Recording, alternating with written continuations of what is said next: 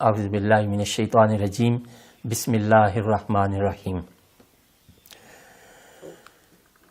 رب زدنی علما صدق اللہ العظیم السلام علیکم ورحمۃ اللہ وبرکاتہ۔ ہم نیکی کے حوالے سے پڑھ رہے تھے کہ لیس البر کہ نیکی یہ نہیں ہے۔ نیکی کیا ہے؟ نیکی کی روح تقویٰ ہے، اور تقویٰ کا حصول اعمال صالح کے بغیر ممکن نہیں۔ اللہ تعالیٰ نے اس کائنات کو جامع اور مکمل بنایا، اور اس کی اساس 3 چیزیں ہیں: انسان کی فطرت، اللہ کا بھیجا ہوا دین، اور انسان کے حوالے سے بنایا اللہ کا نظام۔ تینوں کو ایک دوسرے سے جوڑ دیا ہے، تینوں آپس میں ہم آہنگ ہیں۔ تینوں کو جس زاویے سے بھی دیکھیں انسان سے ایک ہی تقاضا کرتے ہیں، وہ عمل صالح اختیار کریں۔ اس کی فطرت، اس کے اندر کی آواز بھی اسے عمل صالح کی طرف بلاتی ہے۔ اس کے ماحول اور معاشرے کا بھی اس سے یہی تقاضا ہے کہ وہ عمل صالح کرے، اور اللہ کے دین کی تو آواز ہی یہی ہے۔ چنانچہ کائنات میں ہر طرف، ہر جانب سے ایک ہی تقاضا ہے جو انسان سے کیا جا رہا ہے کہ وہ عمل صالح کرے۔ انسان دراصل اخلاقی وجود ہے، اور اخلاق دراصل وہ صالح رویہ ہے جو ہم دوسروں سے اپنے لیے اور دوسرے ہم سے اپنے لیے چاہتے ہیں۔ اس کو نیک یا صالح کہتے ہیں، جو ماحول اور معاشرے کے حوالے سے ہمارا صالح عمل کہلاتا ہے۔ انسان کا صالح عمل اختیار کرنا دراصل اس کے اپنے اخلاقی وجود کی نشو و نما ہے۔ اب اسلام میں 2 طرح کے اعمال ہیں: اعمال ظاہری اور اعمال باطنی۔ اعمال ظاہری جو لوگوں کو نظر آتے ہیں، امر بالمعروف نہی عن المنکر، اور اعمال باطنی انسان کا خشوع و خضوع، نیت اور اس کے دل کی کیفیت۔ دونوں کی اپنی اپنی جگہ بڑی اہمیت ہے، لیکن مقصود ایک ہے کہ اللہ ایک ہے، اسی کی عبادت کرنی ہے، اسی کی اطاعت، اسی کی معرفت اور اسی کی بندگی ہے۔ یہ اعمال ظاہری کا بھی خلاصہ ہے اور اعمال باطنی کا بھی۔ اعمال صالح میں جو آیت کے مطابق ظاہری اعمال ہیں، ان کے متعلق ہم جاننے کی کوشش کریں گے۔ ظاہری اعمال وہ ہیں جنہیں دوسرے بھی دیکھ لیتے ہیں اور جان لیتے ہیں: نماز، اس کے رکوع و سجود، جہاد، جنگ، حج، زکوٰۃ۔ اسلام میں دراصل معاملات کو اصل دین قرار دیا گیا ہے، کیونکہ یہی اعمال اس کی روح کی بالیدگی کرتے ہیں، اسے حیوانی سطح سے ملکوتی صفات کا حامل بناتے ہیں۔ یہی اعمال انسان کو متمدن اور مہذب انسان بناتے ہیں، جس کی وجہ سے دنیا میں اعلیٰ تہذیب اور تمدن پیدا ہوتا ہے۔ ان کے بغیر امن معاشرہ وجود میں آ ہی نہیں سکتا۔ اسلام میں ظاہری عبادت اور معاشرے میں بسنے والے لوگوں کے سیرت کردار کی تعمیر پر بہت زور دیا گیا ہے، کیونکہ یہ کسی بھی قوم کی چھپی ہوئی صلاحیتیں بیدار کر کے اسے باصلاحیت قوم میں تبدیل کر سکتے ہیں۔ سیاسی، معاشرتی اور معاشی طور پر زندگی حسین ہو جاتی ہے، عدل و انصاف، رواداری کی فضا پیدا ہوتی ہے۔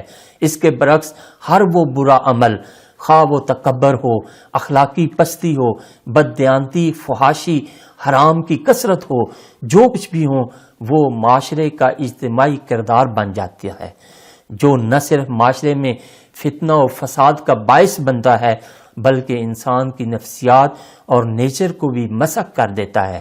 اس لیے عمل بالمعروف اور نہی عن المنکر اسلام کا ایک اہم ترین شعبہ ہے، تاکہ معاشرے میں برائی مت پھیلے اور نیکی کا فروغ ہو۔ اب ان ظاہری عمل کی پابندی اور اہمیت سے انکار ممکن نہیں، لیکن یہاں یہ فرمایا کہ ان اعمال کو اس لحاظ سے اتنی اہمیت دینا اور اتنا غالب کرنا کہ اصل دین ہی اوجل ہو جائے اور نیکی بدی کا معیار ہی اعمال بن جائیں، یہ درست نہیں۔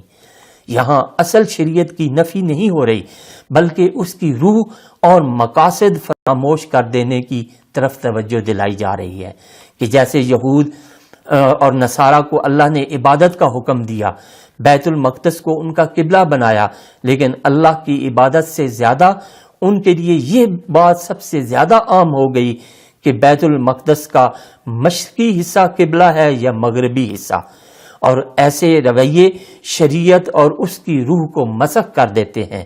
اس لیے یہاں ان کی اصلاح کی گئی کہ تبدیلی قبلہ ایک عام واقعہ ضرور ہے، اسلام اعمال کی بجاوری کا حکم ضرور دیتا ہے، کیونکہ ان کے بغیر عبادت کی ادائیگی ممکن نہیں، مگر یہ نہیں پسند کرتا کہ انسان نیکی اور تقوی سے غافل ہو جائے۔ مسلم شریف کی حدیث طیبہ ہے کہ آپ صلی اللہ علیہ وسلم نے ارشاد فرمایا، اللہ تعالیٰ تمہارے جسموں، تمہاری صورتوں اور تمہارے ظاہری اعمال کو نہیں دیکھتا، بلکہ وہ تمہارے دلوں اور اس کے اندر تقوی کو دیکھتا ہے۔ اسامہ بن شریح کہتے ہیں کہ میں نبی کریم صلی اللہ علیہ وسلم کے ساتھ حج کے لیے نکلا، پس لوگ آپ کے پاس آتے، عرض کرتے، کوئی کہتا یا رسول اللہ صلی اللہ علیہ وآلہ وسلم میں نے طواف جو ہے وہ طواف سے پہلے سعی کر لی ہے، کوئی کہتا فلاں چیز فلاں سے پہلے کر لی ہے، فلاں بعد میں کی ہے، تو حضور صلی اللہ علیہ وسلم ان کو جواب ارشاد فرماتے کہ کوئی حرج نہیں ہے، کوئی حرج نہیں ہے، اور فرمایا کہ ہلاک کر دینے والی بات تو یہ ہے کہ کوئی شخص اپنے مسلمان بھائی کی عزت پر حملہ کرے۔ یہ بڑی اہم بات، یہ بڑی اہم آیت ہے امت مسلمہ کی تربیت کے لیے کہ دین کے کام کے لیے، دین کی تعلیم کو عام کرنے کے لیے اور اقوام عالم تک اسلام کا پیغام پہنچانے کے لیے ضروری ہے کہ انسان کے اندر نیکی کا اصل مقام یا نیکی کا جو اصل تصور ہے وہ واضح ہو جائے۔ یہاں دو چیزوں کی طرف توجہ دلائی جا رہی ہے، ایک کہ یا تو آپ مشرق مغرب سے چمٹ جائیں اور ظاہری اعمال کو ہی سب کچھ سمجھیں، نمبر دو یا پھر لیکن البر کہہ کر جو آگے ذمہ داریاں بتائی گئی ہیں ان کو نبھائیں، کہ انسان کی کمزوری ہے کہ وہ جب کوئی خاص کام کرنے لگ جاتا ہے تو اسی کو دین سمجھنا شروع کر دیتا ہے، باقی حقوق اور حقوق العباد کو فراموش کر دیتا ہے۔ کوئی نماز پڑھی تو اسی تک محدود ہو گیا، خدمت خلق کرنے کو کرے تو سمجھتا ہے کہ صرف یہی نیکی ہے، باقی کسی کی ضرورت نہیں ہے، نماز کی فرصت نہیں ہے۔ کوئی جو ہے وہ کسی تبلیغ پر گیا تو اسی کو دین کو سمجھ لیا، گھر والوں کے حقوق سے لاپرواہ ہو گیا۔ اس آیت مبارکہ میں گروہ بندی اور فرقہ بندی سے دور رہنے کی طرف اشارہ دیا گیا ہے۔ دراصل طے کردہ اصول دین، عقائد، توحید، نبوت، رسالت، کتب، ملائکہ، تقدیر وغیرہ پر ایمان لانا اور دلالت و گمراہی کا فرق واضح کرتے ہیں۔ ان سے انحراف کرے تو کوئی اور نظریات کو اپنا علیحدہ فرقہ بنا لینا اس سے منع کیا گیا ہے، جو فتنہ و فساد اور افتراق کا باعث ہو۔ اختلاف کی دو قسمیں ہیں، جو عقیدے اور نظریے کا اختلاف ہے جس سے کفر اور ایمان کا فرق واضح ہوتا ہے۔ اسلام ایسے اختلاف کی اجازت نہیں دیتا، جیسے مسلمہ کذاب، اسود عنسی اور ان کے خلاف جہاد کیا، صحابہ نے ان کے خلاف جہاد کیا، انکار زکوٰۃ کرنے والوں کے خلاف حضرت ابوبکر صدیق رضی اللہ تعالیٰ عنہ نے کے دور میں جب وہ صحابہ نے جہاد کیا اور ان کی سرکوبی کی۔ فروعی اور عملی مسائل کے اختلاف، اس کی اسلام اجازت دیتا ہے کہ فرمایا کہ اختلاف امتی رحمہ، میری امت میں فروعی مسائل تو رحمت ہیں، کیونکہ یہ اختلاف علم میں ترقی کا باعث بنتا ہے۔ جب اختلاف یہ ہوتا ہے زیادہ محنت ہوتی ہے، نئی ایجادات، نئے اصول وضع ضابطے بنیں گے، نئے مسائل کو حل کیا جائے گا، کرنے میں مدد ملے گی۔ جیسے ایک بیماری کی تشخیص اور علاج کے لیے مختلف طریقے اور ادویات استعمال کرتے ہیں، صحابہ کرام کے دور میں بھی اختلاف موجود تھا۔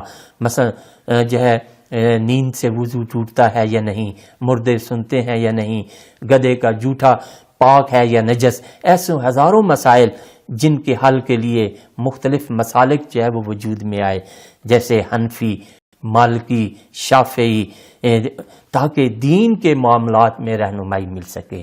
اللہ کریم ہمیں دین کو سمجھنے کی توفیق عطا فرمائے اور اس پر عمل کی توفیق عطا فرمائے۔ وآخر دعوانا ان الحمد للہ رب العالمین۔